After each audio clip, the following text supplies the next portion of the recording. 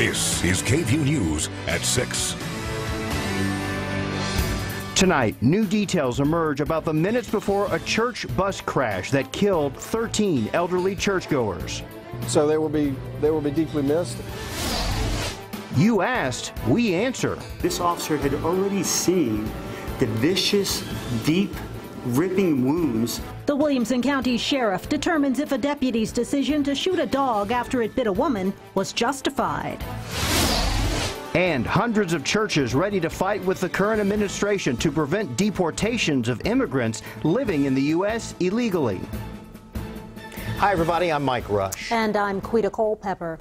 Tonight, we continue to learn more about a deadly church bus crash. Investigators say they received calls about a pickup driving erratically before this deadly crash near Garner State Park yesterday.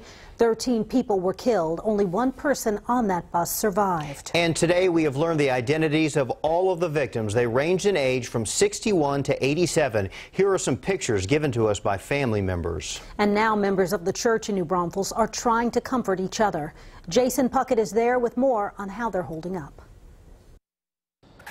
Yeah, hey guys, an understandably emotional day for the folks here at First Baptist New Braunfels today, as the church leaders and community members all coming together to try and figure out what the next steps are. Now, you'll remember this crash happened yesterday just after noon. The church bus was leaving a retreat near Garner State Park in Uvalde County. They were driving south on Highway 83 when we're told a large pickup truck traveling north crossed the center line and struck the bus head on. 13 of the 14 church members on the bus have died since, while one more remains in the hospital tonight. Also, the driver of the truck air rushed to the hospital, where we're told he is still in critical condition right now. Sure. Senior Pastor Brad McLean speaking with us earlier today about how the church is coping. Many might ask the question, why would God allow this to happen? I can't answer that question. But I am confident of this. I am confident of God's perfect plan. And while officials still can't say what caused this crash, we are told by folks out near the crash scene that a woman actually called in, reported this truck for swerving across the road before later calling back and reporting the crash to officials. We will have more for you later tonight from local community members and how they are helping First Baptist move forward. For now, here in New Braunfels, I'm Jason Puckett, KVUE News. And the city of New Braunfels says Governor Abbott has granted their request and ordered flags to fly at half-staff to honor the victims of the crash. Flags will remain at half-staff until sundown on Sunday. To shoot or not to shoot? That is a question many of you are debating on our Facebook page after a deputy shot and killed a dog who viciously attacked a woman. Her bite marks were so graphic we can't show them on television. The deputy shot the dog after it continued to growl and approach him. But was his decision the right one? Bridget supports the deputy, saying he did what was necessary. Zach thanked him for keeping their neighborhood safe. But some of you are like Tammy. While she believes the deputy acted correctly, she still thinks some officers are trigger happy. So we wanted to answer your questions. What is the protocol for law enforcement when it comes to aggressive animals? Amber Downing is in the studio with the answer. Amber? Well, Quita, Mike, Williamson County Sheriff Robert Chody says the deputy did exactly what he was supposed to do. A vast majority of comments in support of the Williamson County deputy's actions in shooting a dog Wednesday, but some calling him trigger happy. It's easy to Monday morning quarterback a situation like this. Williamson County Sheriff Robert Chody says you have to put yourself in the deputy's shoes. First of all, he says Deputy Jeremiah Ellis found a woman who'd been attacked by the chow. This officer had already seen the vicious, deep, ripping wounds. Then he tried to rein the dog in peacefully. He was trying to call the dog over to put a leash on him to walk him back to the car.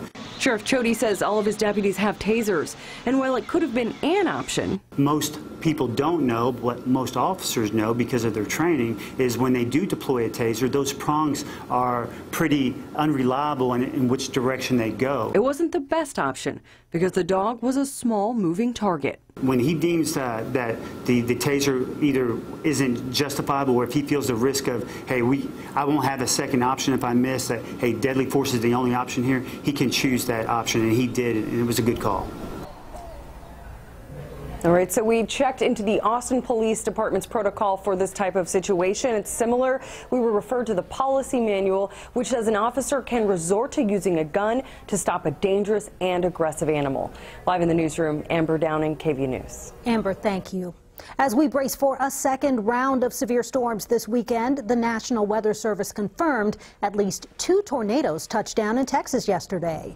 More than a dozen were reported.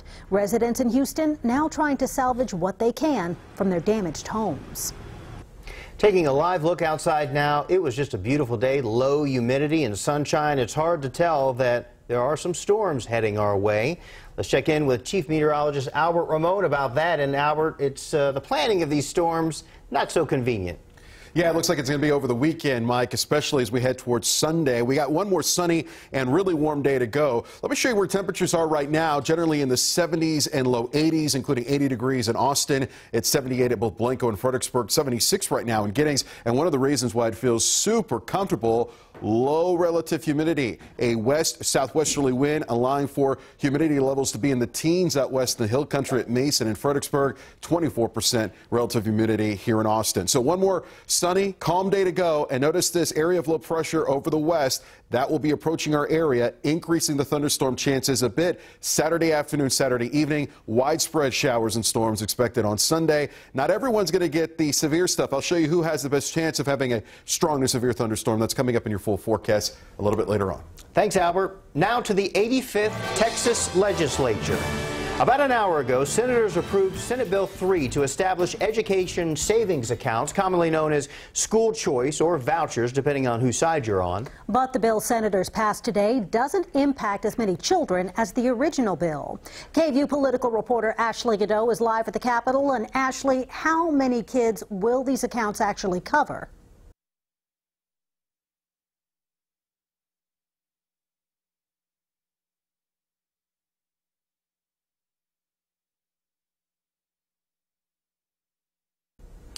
Having some issues with her out there. That's right. Ashley was saying that the bill's author estimates about 30,000 students will get ESAs. Senator Larry Taylor, the author of SB 3, passed out a floor substitute before the vote, which is essentially a new version of that bill. It still creates ESAs, which put a percentage of the money the state pays to educate a child into an account that can be used to pay for private school tuition. But fewer students are eligible to get it. Now, under the new version, only low-income students can get an ESA, or students with special needs, and ESAs are only available in school districts with an attendance zone population of 285,000 people or more, meaning they won't be offered in rural school districts. According to Taylor, this all made the cost of the program drop from $300 million to $9 million, changes he hopes will increase the chances of the bill becoming law.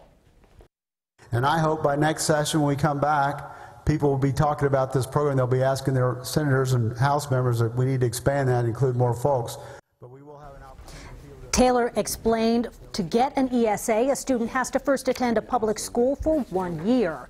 This version of the bill also deletes all references to homeschoolers. But some senators still weren't sold on the idea, raising concerns about accountability and giving tax dollars to schools with no state oversight. And while some expected the bill to pass on party lines, 3 Republican senators actually voted against it: Joan Huffman, Robert Nichols, and Kel Seliger. Senator Eddie Lucio was the lone Democrat who voted for it. The bill is now headed to the House. Also at the state capitol today, the Senate Committee on State Affairs approved 2 bills related to county clerks and marriage licenses, stemming from the legalization of gay marriage and religion. Senator Joan Huffman's bill will remove the county clerk's name from licenses, and Senator Brian Birdwell's will allow a clerk to refuse to issue a license. That's if the clerk's religious beliefs conflicts with the couple requesting a license.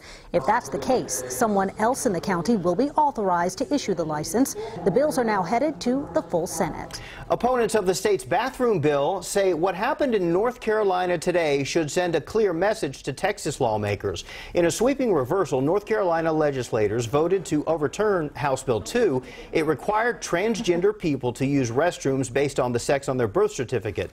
Today's vote comes ahead of a looming deadline from the NCAA, which gave North Carolina an ultimatum: amend the law, or the state will not host a major collegiate sports event again.